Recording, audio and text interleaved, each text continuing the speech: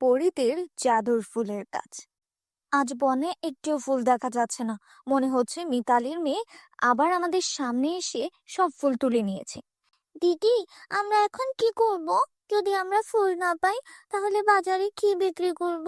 মনে হচ্ছে আজও আমাদের ক্ষুধার্ত ঘুমাতে হবে। দিদি, চলো একটু এগিয়ে যাই। হতে পারে এমন কিছু গাছ বাকি আছে যেখানে ফুল ফুটেছে। চলো না দিদি, যাই। বন্ধুরা, তোমরা যারা যারা গল্পটি দেখছো, তোমাদের নাম কমেন্ট করে জানাও। আমরা পরবর্তী গল্প তোমাদের নাম দিয়ে বানাবো। আর তোমরা অবশ্যই ভিডিওটিতে লাইক করে চ্যানেলটিকে সাবস্ক্রাইব করে দাও। দুই বোনই ফুলের খোঁজে বনের মধ্যে এগিয়ে যেতে থাকে। ধীরে ধীরে তারা দুজনেই ঘন বনের সেই অংশে পৌঁছায় যেখানে কোনো সাধারণ মানুষ যেতে সাহস করে উঠতে পারে না। হঠাৎ তারা একটা হালকা আভা দেখতে পায়। ওখানে দেখো, কিছু একটা জ্বলছে। হ্যাঁ দিদি, এটা একটা সিঁড়ির মতো দেখাচ্ছে। এটা খুব সুন্দর। চলো দিদি, যাই ওখানে, আমরা কাছে গিয়ে দেখি। চলো না দিদি। না, আমার এখানে ভালো লাগছে না। এই জঙ্গলে কেউ আসে না বা যায়ও না, এবং এই উজ্জ্বল সিঁড়িটি অবশ্যই কোনো না কোনো জাদু। চলো এখান থেকে ফিরে যাই, আমার এখানে ভয় করছে। প্লিজ দিদি, একবার গিয়ে দেখি। আমরা তো কিছু করব না, আমরা শুধু দেখবো এবং ফিরে আসবো। প্লিজ দিদি, প্লিজ রাজি হও, প্লিজ যাই না ওখানে। অবশেষে রিমা রাজি হয় এবং দুই বোন ধীরে ধীরে উজ্জ্বল সিঁড়ির দিকে এগিয়ে যায়। কাছে পৌঁছানোর সাথে সাথে তারা দুজনেই অবাক হয়ে যায়। সেই সিঁড়িটি আকাশের দিকে বাতাসে উপরে উঠছিল, এবং তাও স্বপ্নের মতো জ্বলন্ত আলো দিয়ে তৈরি। সেই সিঁড়ি থেকে একটি দুর্দান্ত আলো বেরিয়ে আসছিল। এটা সত্যি আকাশে উপরে উঠছে, কিন্তু এটি কোথায় যাচ্ছে? তারা দুজনেই এই কথা ভাবছিল। হঠাৎ তাদের কানে পায়েলের শব্দ প্রতিধ্বনিত হয়। মনে হচ্ছে কেউ আসছে। তাড়াতাড়ি এসো, দেখো এখানে সেই প্রাসাদটি দেখা যাচ্ছে। চলো আমরা সেই প্রাসাদের বাগানে লুকিয়ে থাকি, কেউ আমাদের দেখবে না। হ্যাঁ দিদি, তাড়াতাড়ি এসো, চলো আমরা ওই প্রাসাদের পিছনে যাই। তারা দুই বোন প্রাসাদের কাছে বাগানে গিয়ে একটি বড় গোলাপ গাছের আড়ালে লুকিয়ে পড়ল। গাছের পাতার ফাঁক দিয়ে তাকিয়ে তারা দেখতে পেল আকাশ থেকে নেমে আসা সিঁড়িতে দুটি অতি সুন্দরী পরী ধীরে ধীরে নেমে আসছে। তাদের পোশাক ছিল মুক্তা আর রেশমের তৈরি। তাদের চুলে ছিল একটা জাদুকরী চকচকে ভাব, এবং তাদের পিঠে ছিল সুন্দর সোনালি ডানা। দুজনেই দেখতে খুব সুন্দর এবং খুব মায়াবী। দেখো চন্দ্রিকা, আজ সূর্যের আলো কত সুন্দর দেখাচ্ছে। এই পৃথিবীর সুবাস আমার খুব পছন্দ। হ্যাঁ, কিন্তু রানী আমাদের কি বলেছে মনে আছে? আমাদের বেশি দিন মানুষের জগতে থাকতে হবে না।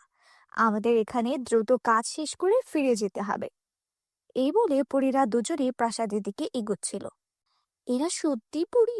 মনে হচ্ছে আমরা পরীদের জগতে এসেছি। দিদি, এই জায়গা, এই প্রাসাদ, এই পরী, এই সবই এত সুন্দর। এসো দিদি, চলো পরীর কাছে আমরা সাহায্য চাই। আমি বইয়ে পড়েছিলাম পরীরা সব সময় গরিবদের সাহায্য করে। এসো দিদি, প্লিজ এসো। চুপ থাকো, দেখো সে আমাদের দিকে আসছে। কে? কে ওখানে? কে ওখানে? এসো, বেরিয়ে এসো। দেখো, আমরা তোমাদের কোনো ক্ষতি করব না, বেরিয়ে এসো। এই কথা শুনে তারা আর রিমা ফুলের আড়াল থেকে ধীরে ধীরে বেরিয়ে আসে, কাঁপতে কাঁপতে। তোমরা দুজনেই মানুষ, তাহলে এখানে এভাবে কি করছো? তুমি কি জানো এটা আমাদের পরীদের তৈরি একটা জাদুকরী পথ? আর তুমি এই প্রাসাদটি দেখছো? এই প্রাসাদটা আমাদের পরীদের জাদুকরী প্রাসাদ। আমরা ভুল করেছি পরী, দয়া করে আমাদের ক্ষমা করে দাও। দিদি, একবার পরীর কাছে সাহায্য চাইতে চেষ্টা করো, প্লিজ দিদি। চুপ করে এখান থেকে চলে যাও, অপেক্ষা করো। শোনো, তুমি কি আমাদের কিছু বলতে চাও? বলো, তুমি কি বলতে চাও? পরি, আমরা দুই বোন এতিম। এই পৃথিবীতে আমাদের কেউ নেই। আমরা কোনোভাবে জঙ্গল থেকে ফুল তুলে মন্দিরে বিক্রি করে বেঁচে থাকার চেষ্টা করি। কিন্তু গত কয়েকদিন ধরে মিতালি নামের একটি মেয়ে আমাদের সামনে এসে জঙ্গলের সব ফুল তুলে নেয়, যার কারণে আমরা কিছুই আয় করছি না। আমরা 2 দিন ধরে কিছুই খাইনি। তুমি কিভাবে জানো যে মিতালি জঙ্গল থেকে সব ফুল তুলে নিয়েছে? পরি, আমরা তা জানি না, কিন্তু মিতালি কয়েকদিন আগে আমাদের হুমকি দিয়েছিল যে যদি আমরা মন্দিরের বাইরে ফুল বিক্রি বন্ধ না করি তাহলে সে জঙ্গল থেকে সব ফুল চুরি করবে, যাতে আমরা আর কখনো ফুল বিক্রি করতে না পারি। কি? এর মানে মিতালি জঙ্গলের সুন্দর গাছগুলোতে ওষুধ ব্যবহার করেছিল, যাতে এই গাছগুলো আর কখনো ফুল না ফোটাতে পারে।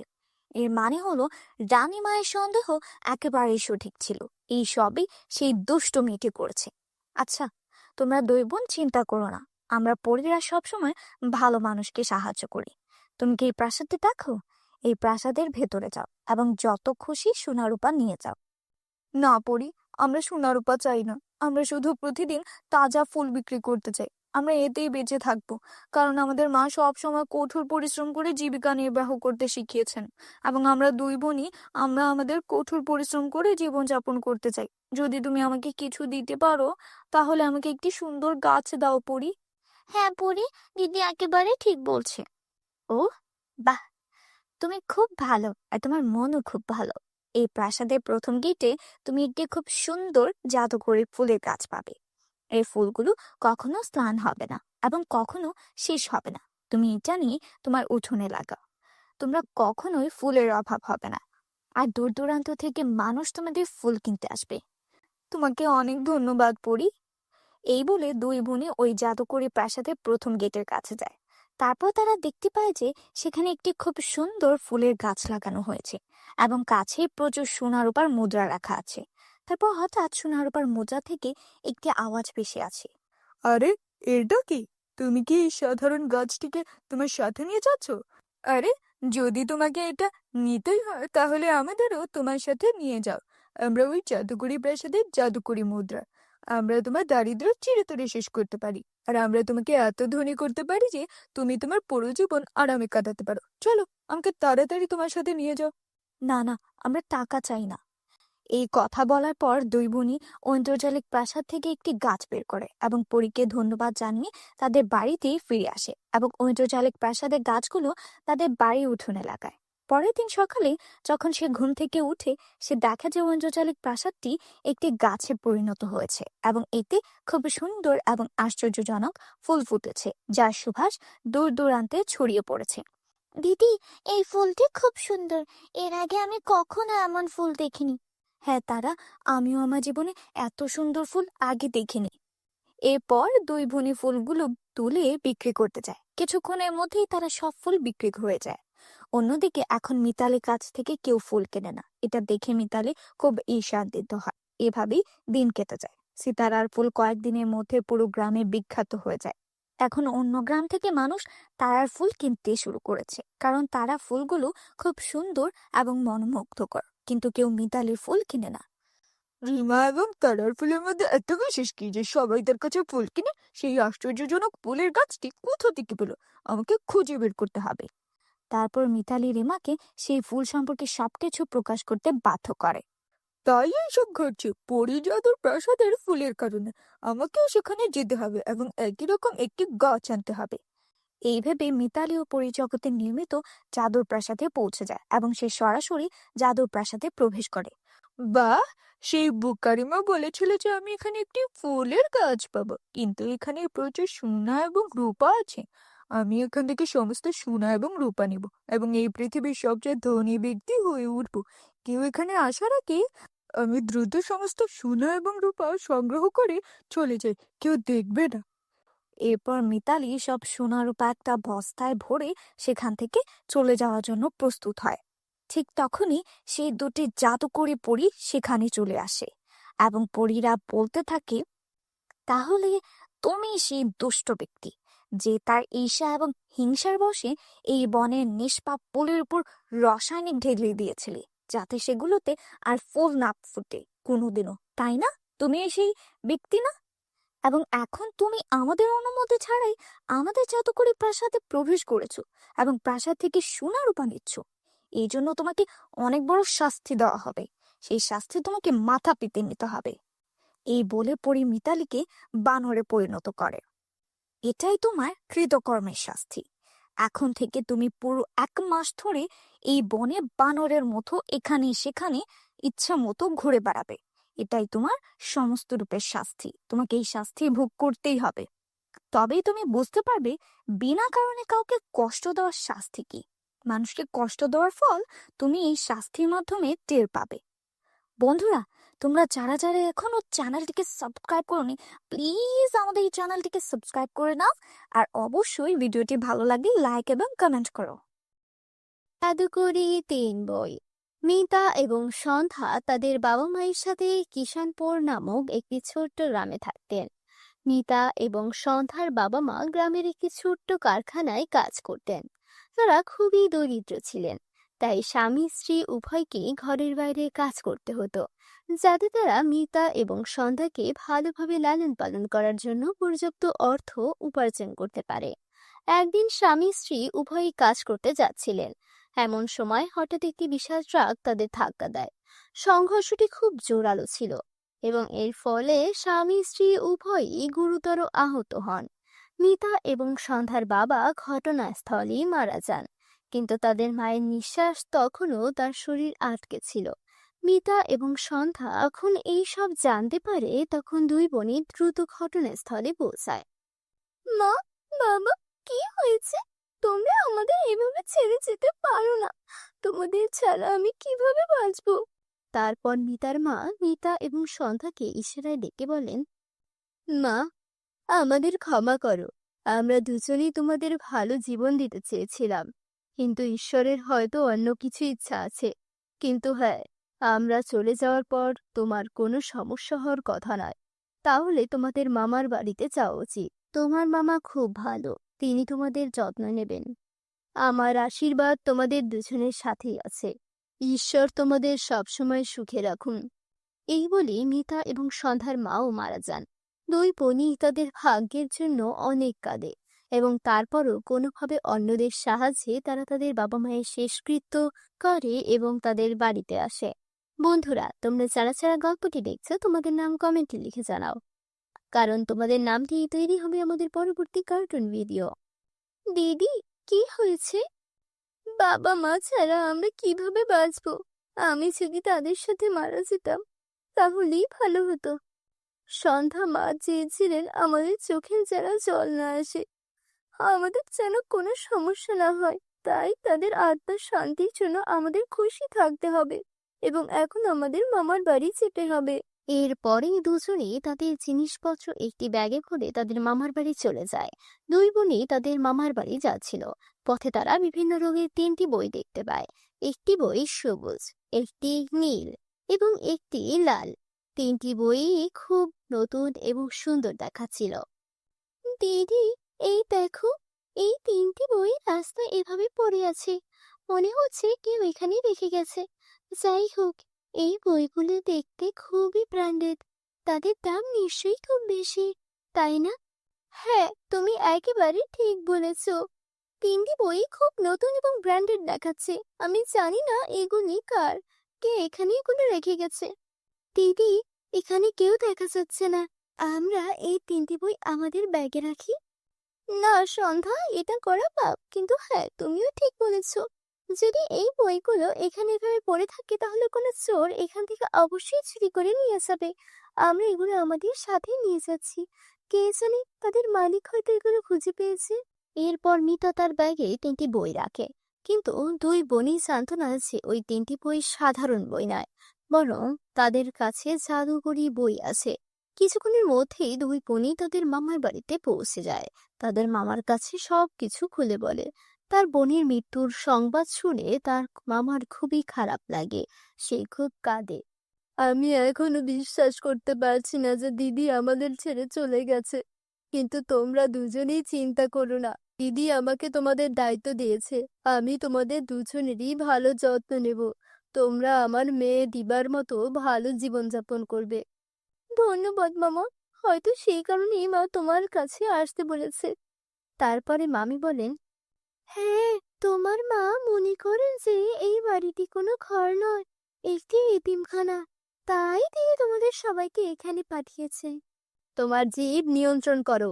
তুমি আমার মৃত বোনের কথা বলছো। আর হ্যাঁ, এখান থেকে মিতা আর সন্ধ্যা কোথাও যাবে না। তুমি এখানেই থাকবে। আমি কাল সন্ধ্যায় শহরে যাচ্ছি, কিন্তু তোমাকে তাদের দুজনেরই ভালো করে যত্ন নিতে হবে। আমি চাই না দিদি চলে যাওয়ার পর তাদের কোনো সমস্যা হোক। সেই সময় মিতা সন্ধ্যার মামি অর্থাৎ মোহনী কিছু বলেন না, কিন্তু তার স্বামী চলে যাওয়ার পর তিনি দুই বোনকে তার ঘরে ডেকে বলেন, তোমরা দুজনেই মনোযোগ দিয়ে শোনো। এটা কোনো এতিমখানা নয় যেখানে তোমরা মাথা উঁচু করে এসেছো। এখানে থাকতে চাইলে তোমাদের কাজ করতে হবে।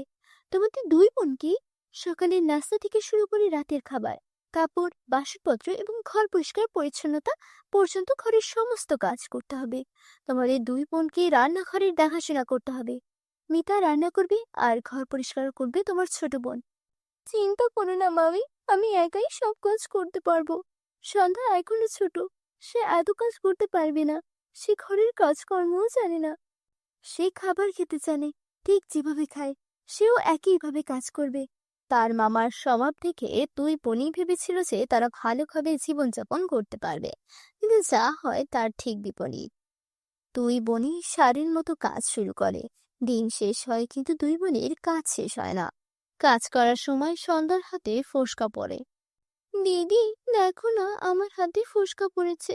চলো এখান থেকে চলে যাই দিদি, চলো ফিরে যাই। আমরা আমাদের বাড়িতে থাকবো। সন্ধ্যা, এই বাড়িটা আমাদের নয়, এই বাড়িটা ভাড়া বাড়ি। ওই বাড়িতে থাকতে হলে আমাদের ভাড়া দিতে হবে, যা আমাদের নেই, তাই বাধ্য হয়ে এখানেই থাকতে হবে। সারাদিন কাজ করার পর দুই বোনই ক্লান্ত হয়ে তাদের ঘরে যায়। সেখানে মিতা সন্ধ্যাকে বসিয়ে মোহিনীর কাছে খাবার আনতে আসে। মামি, তুমি বলেছিলে সারাদিন কাজ করার পর তুমি আমাদের খাবার দেবে। আমরা দুজনেই খুব ক্ষুধার্ত, আমরা দুজনেই সকাল থেকে কিচ্ছু খাইনি। দয়া করে আমাদের খাবার দাও। এখানে অপেক্ষা কর, আমি এখনই এনে দিচ্ছি। এই বলে মোহিনী রান্নাঘরে যায় আর 2 দিনের পুরনো বাসি রুটি এবং একটি পেঁয়াজ নিয়ে আসে এবং দুই বোনের হাতে তুলে দেয়। মামি, এটা কি? তুমি কি দেখতে পাচ্ছ না? এটা খাবার। কিন্তু মামি, এটা তো বাসি রুটি আর পেঁয়াজ, আমরা এটা কিভাবে খাবো? আর যাই হোক, সন্ধ্যা শুধু শুকনো খাবার কিনে খেতে পারে। যদি তোমার কাছে সবজি না থাকে তাহলে আমাকে 1 গ্লাস দুধ দাও, আমি ওকে দুধের সাথে রুটি খাওয়াবো। তুমি কি করে মনে করো এই বাড়িটা একটা হোটেল? আমি তোমাকে দুধ রুটি সবকিছু দেব। তোমাকে যা দেওয়া হবে তা খেয়েই তোমাদের বেঁচে থাকা উচিত। আর তোমার বোন রাজকন্যা নয়। বেচারা মিতা আর কিছু বলে না। দিদি, এটা কেমন পশুর মতো খাবার? মামি সারা দিন আমাদের এত কাজ করে এটা খেতে দিল।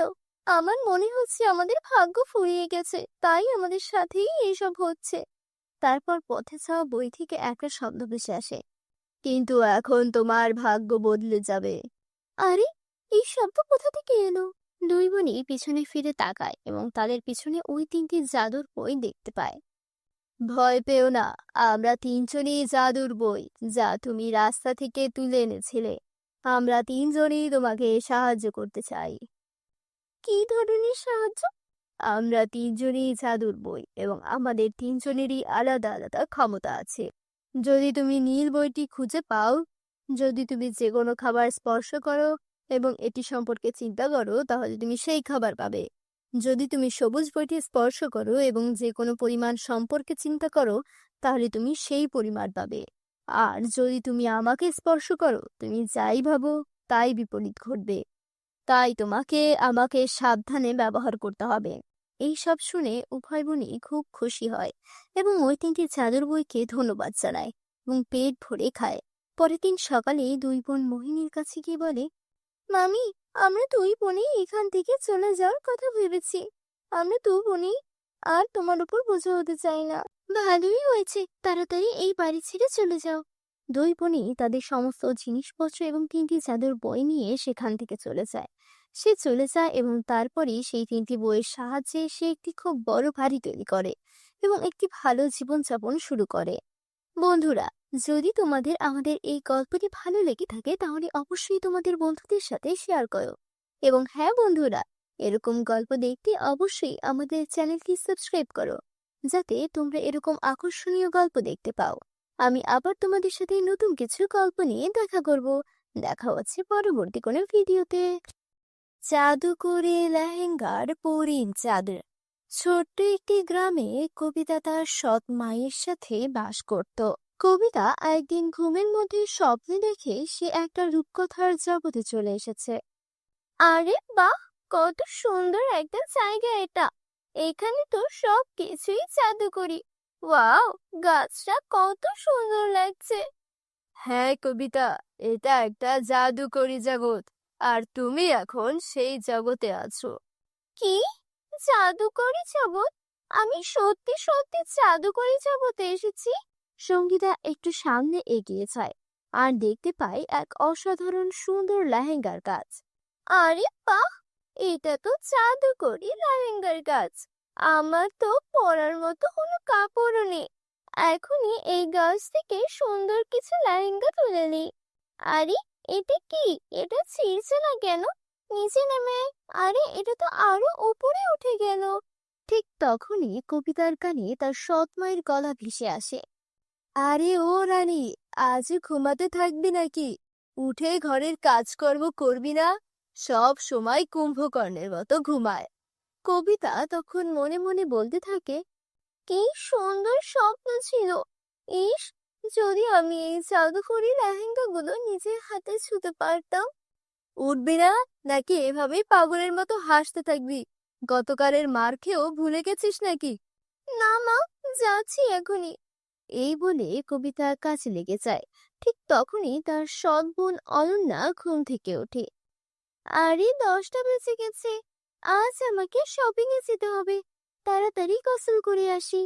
তারপর অনন্যা একটা ড্রেস নিয়ে কবিতাকে বলে, শোন কাজের মেয়ে, আমার এই ড্রেসটা ভালো করে আয়রন করে দে। আমি গোসল করতে চাচ্ছি, ভালো করে করবি, না হলে মাকে বলে আবার তোকে মার খাওয়াবো। এই বলে অনন্যা গোসল করতে চলে যায়।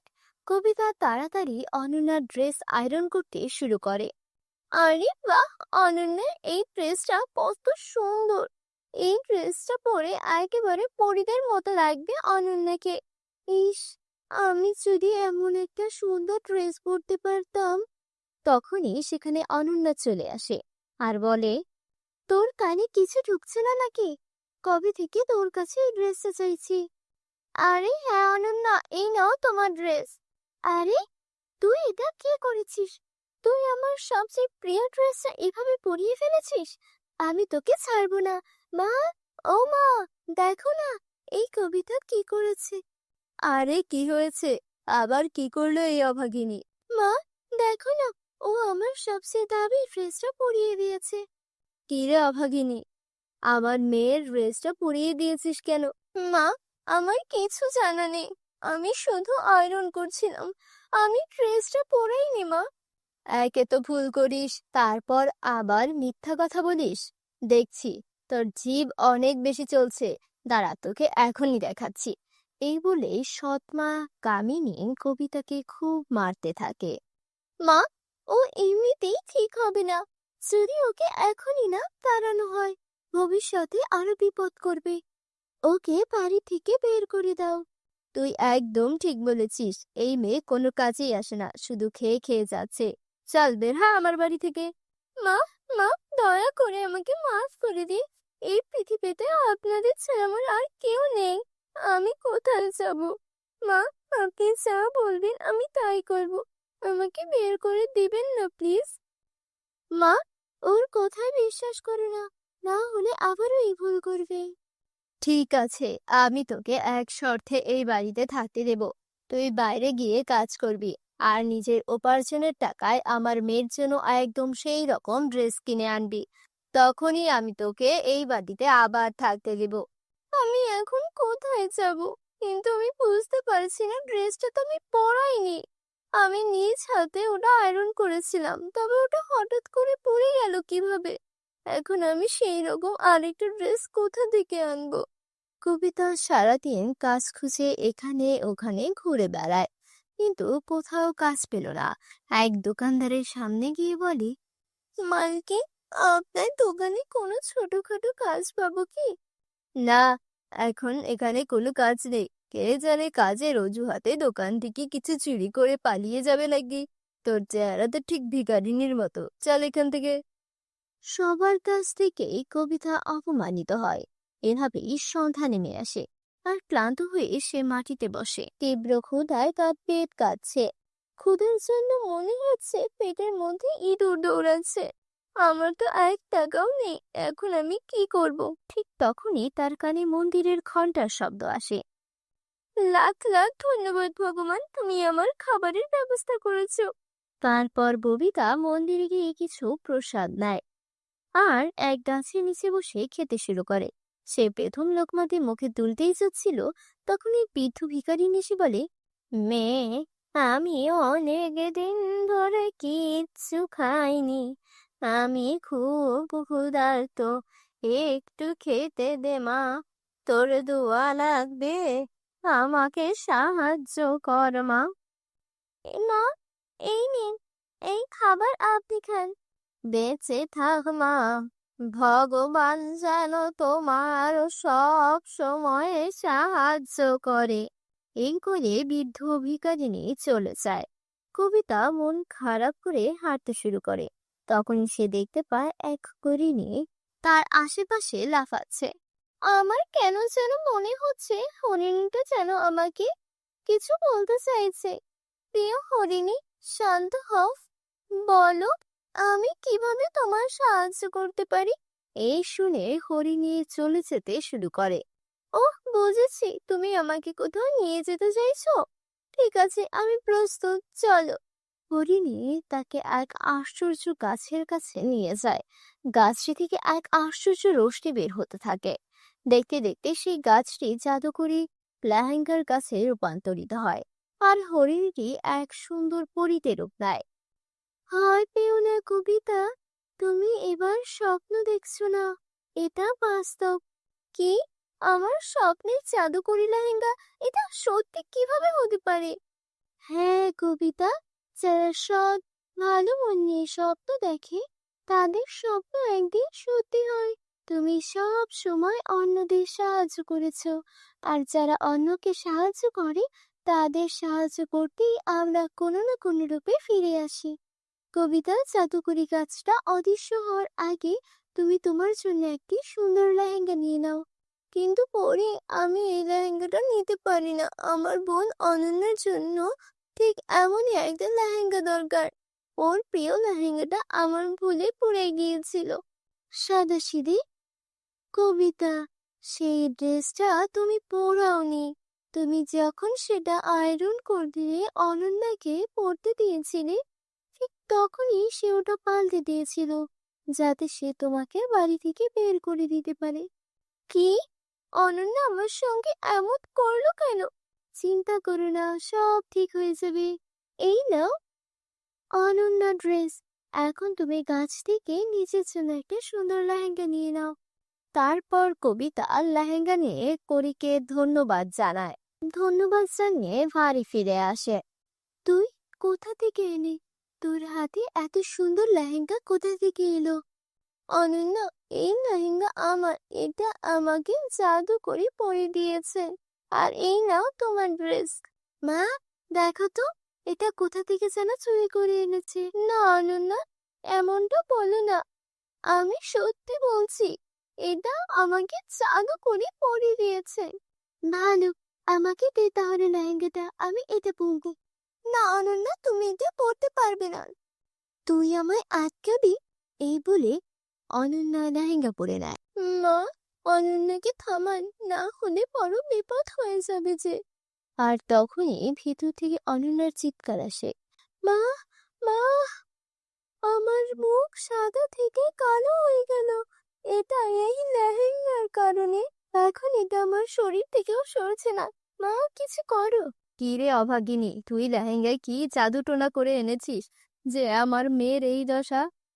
মা, আমি আগেই বলেছিলাম এই লেহেঙ্গা শুধু আমার জন্য। এখন শুধু জাদুকরি গাছই এই উত্তর দিতে পারবে। চলো আমার সঙ্গে। তারা সবাই সেই গাছের কাছে যায়। পরি বলে, এটা তোমার মেয়ের কর্মফলের ফল। লোভী ও মিথ্যাবাদীদের এই পরিণতি হয়। তোমরা মা মেয়ে মিলে কবিতার উপর অনেক অত্যাচার করেছ, এটা তারই শাস্তি। জাদুকরি গাছ, দয়া করে এদের ক্ষমা করে দিন। ও আমার মা, ও আমার বোন। যদি ওদের কোনো ভুল হয়ে থাকে তাহলে তার শাস্তি আমায় দিন, কিন্তু ওদের মাফ করে দিন। এই কথা শুনে অনন্যা ও তার মা নিজেদের ভুল বুঝতে পারে আর কবিতার কাছে ক্ষমা চায়। তারপর জাদুকরি গাছ অনন্যাকে আবার আগের অবস্থায় ফিরিয়ে দেয়। সবাই একসাথে আনন্দে বসবাস করতে থাকে। তো বন্ধুরা, ভিডিওটি কেমন লেগেছে তা কমেন্ট করে জানিয়ে দিও। জাদুর সোনার জুতা। অনেকদিন আগের কথা। এক গ্রামে রিক্তা নামের একটা মেয়ে ওর বাবা মায়ের সাথে বাস করত। রিক্তার মা রিক্তাকে অনেক ভালোবাসতো। একদিন রিক্তার জন্মদিন ছিল। ওর মা ওর জন্য একটা কেক আনার জন্য গিয়ে রোড অ্যাক্সিডেন্ট হয়ে সেখানেই মারা যায়। রিক্তা তখন অনেক ছোট, তাই ও কিছুই বুঝতে পারে না। আত্মীয় স্বজন এলে তারা সবাই রিক্তার কথা চিন্তা করে রিক্তার বাবাকে আবারও বিয়ে করতে বলে। রিক্তার বাবা কাজল নামের একজন মহিলাকে বিয়ে করে নিয়ে আসেন। মা রিক্তা, বেরিয়ে এসো, দেখো আমি তোমার জন্য কাকে নিয়ে এসেছি। কে বাবা উনি? উনি তোমার মা। বাবা, আমার মা তো এমন দেখতে নয়, তুমি মিথ্যে বলছো। আমার মা দেখতে অন্যরকম, ইনি আমার মা নয়। আরে মামুনি, ইনি তোমার মা। তোমার মায়ের অ্যাক্সিডেন্ট হয়েছিল, তাই তোমার মা দেখতে একটু অন্যরকম হয়ে গেছে। তুমি তোমার মায়ের সঙ্গে এখন থেকে সুন্দর করে মিলেমিশে থাকবে। আচ্ছা বাবা, ঠিক আছে। এই যে মামুনি, এদিকে এসো, আমি তোমার মা হই। এদিকে এসো, তোমার আরেকটা ভাইও আছে, তুমি তোমার ভাইকে দেখবে? হ্যাঁ মা, আমি আমার ভাইকে দেখতে চাই। আচ্ছা, তোমার ভাই একটু হাসপাতালে আছে, একটু অসুখ হয়েছে তো 2 দিন পর আসবে। রিক্তার বাবার সামনে রিক্তার সৎ মা কাজল রিক্তার সঙ্গে ভালো আচরণ করত। ওকে মজার মজার খাবার রান্না করে খাওয়াতো। ওকে একদম নিজের মেয়ের মতোই ভালোবাসতো। 2 দিন পর রাজু আসে রিক্তাদের বাড়িতে। রাজু এসে রিক্তার সঙ্গে খারাপ আচরণ করতে শুরু করে। এই যে খেলনাটা আমাকে দে, এটা আমি চালাবো। কেন? এটা তো বাবা আমাকে কিনে দিয়েছে, এটা তুমি কেন চালাবে? এটা আমার গাড়ি। না, এটা আমার গাড়ি, আমাকে দে, আমি এই গাড়ি চালাবো, দে বলছি, দে। দুই ভাই বোনের মধ্যে গাড়ি নিয়ে টানাটানি শুরু হয়। বন্ধুরা, তোমরা যারা যারা গল্পটি দেখছো এখনই তোমাদের নাম কমেন্টে লিখে জানাও। তখন সেখানে রিক্তার বাবা চলে আসে। কি হচ্ছে এখানে? তোমরা এমন মারামারি করছো কেন? বাবা দেখো, এই গাড়িটা আমার, তারপরও রাজু ভাইয়া আমার থেকে গাড়িটা কেড়ে নিতে চাইছে। আচ্ছা ঠিক আছে মাবুরি, রাজু যেহেতু চাইছে গাড়িটা তুমি ওকে দিয়ে দাও, আমি তোমাকে একটা নতুন গাড়ি কিনে দিব। আচ্ছা বাবা, ঠিক আছে। তার কয়েকদিন পর শহরে একটা বড় কাজের উদ্দেশ্যে রিক্তার বাবার বাইরে যেতে হয়। যাওয়ার আগে সে রিক্তাকে ও তার মাকে ডেকে বলে, শোনো মামুনি, তুমি তোমার মায়ের কাছে থাকবে, আমি তোমার জন্য টাকা পাঠাবো, আর তোমার যা খেতে ইচ্ছে করবে সব তোমার মা তোমাকে বানিয়ে দিবে। তোমার মায়ের সঙ্গে থাকতে তোমার কোনো অসুবিধা হবে না তো? না বাবা, মা তো আমাকে অনেক ভালোবাসে, আমার কোনো অসুবিধা হবে না। আরে, তুমি এত চিন্তা করছো কেন? তুমি নিশ্চিন্তে কাছে যাও, আমি আমার মেয়েকে আদরেই রাখবো, তুমি নিশ্চিন্তে থাকতে পারো। যাও, মন দিয়ে কাজ করবে। এরপর রিক্তার বাবা শহরে কাছে চলে যায়। উনি যাওয়ার পরপরই কাজল তার আসল রূপ দেখাতে শুরু করে। এই রিক্তার বাচ্চা, রিক্তা, ঘুম থেকে উঠিসনি এখনো? তাড়াতাড়ি এদিকে আয়। কি ব্যাপার মা, আজকে মতন এমন করছি কেন? যাই তো দেখি। হ্যাঁ মা, বলো, কি হয়েছে? চা, আমার জন্য চা বানিয়ে নিয়ে আয়। মা, আমি তো কখনো রান্নাঘরেই যাইনি, আমি কি করে চা বানাবো? রান্নাঘরে যাসনি, এখন যাবি? যা বলছি তাই কর। আচ্ছা ঠিক আছে মা, যাচ্ছি। তারপর রিক্তা ওর ছোট ছোট হাতগুলো দিয়ে মায়ের জন্য চা বানিয়ে নিয়ে আসে। আরে বাহ, তোর হাতে চা তো খুব মজার হয়েছে। আজকে থেকে সব চা তুই বানাবি। তোর কাজ ছিল আমাকে 3 বেলা চা করে দেওয়া। রিক্তা ওর মা যা বলতো তাই শুনতো, কিন্তু সৎ মা রিক্তার উপর অনেক অত্যাচার করত। আর ধীরে ধীরে বাড়ির সব কাজ রিক্তাকে দিয়ে করাতে শুরু করে। রিক্তাকে ঠিকমতো 2 বেলা খাবারও খেতে দিত না। একদিন রিক্তা কাঁদতে কাঁদতে ঘরে এসে ঘুমিয়ে পড়লো। তখন স্বপ্নে ওর আপন মা এসে ওকে দেখা দিল। তার সাথে ইশারা করে একটা বাক্স দেখালো। রিক্তা ঘুম থেকে উঠে খাটের নিচ থেকে সেই বাক্সটা বের করলো, আর দেখলো সেখানে অনেক সুন্দর একটা সোনালী রঙের জুতা রাখা আছে। মা, আমাকে স্বপ্নে এই জুতাটাই দেখাচ্ছিল, নিশ্চয়ই এটা কোনো বিশেষ জুতা হবে, এটা পরে দেখি তো। তারপর রিক্তা ওই জুতোটি পরে বাড়ির সব কাজ করতে রাখলো। অন্যান্য দিনের তুলনায় আজকে সব কাজ ও খুবই দ্রুত করে ফেললো। আরে বাহ, আজকে সব কাজ কত তাড়াতাড়ি করে ফেললাম। সবকিছু মায়েরই চাদর জুতার যেন হয়েছে। আমি বুঝতে পেরেছি, ইনি যে আছেন ইনি আমার আপন মা নয়, আমার স্বপ্নে যিনি এসেছিলেন তিনিই হলেন আমার আপন মা। এরপর থেকে রিক্তা যে কোনো কাজ অনেক দ্রুত করে ফেলতো। আর মায়ের দেওয়া চাদর জুতার সাহায্যে ও এখন একটু আরামে দিন কাটাচ্ছিল। 2 দিন পর ওর বাবা শহর থেকে বাড়িতে আসে। কোথায় আমার রিক্তা মামুনি? দেখো তোমার জন্য কতগুলো খেলনা এনেছি। রিক্তা, তোমাকে এত চিকন লাগছে কেন মামুনি? আরে বলো না, তোমার মেয়ে সারাদিন রোদে রোদে ঘুরে বেড়ায় আর টই টই করে খেলাধুলা করে। আমি বলি একটু নিয়ম করে খেতে, তুমি খেতে চায় না। আমি চলে এসেছি, এখন আমার মামুনি আমার সঙ্গে বসে খাবে। আমার মামুনি এত চিকন হলে চলবে? রিক্তার বাবা এসেছে দেখে তার সৎ মা কাজল রিক্তার সঙ্গে ভালো আচরণ করতে শুরু করলো। এদিকে রিক্তার বাবা যখন রাতে ঘুমাচ্ছিল তখন তার আগের স্ত্রী তার স্বপ্নে আসে। তুমি এখানে ঘুমাচ্ছ? তুমি জানো আমাদের মেয়ের উপর তোমার নতুন স্ত্রী কত অত্যাচার করে? একটু চোখ কান খুলো, দেখো মেয়েটার উপর নজর রাখো। রিক্তার বাবার ঘুম ভেঙে গেল। এর পরদিন থেকে সে লুকিয়ে লুকিয়ে তার মেয়ের উপর নজর রাখতে লাগলো। সে লুকিয়ে দেখলো সৎমা কাজল রিক্তাকে জোরে জোরে থাপ্পড় দিচ্ছে আর ঘরের কাজ করাচ্ছে।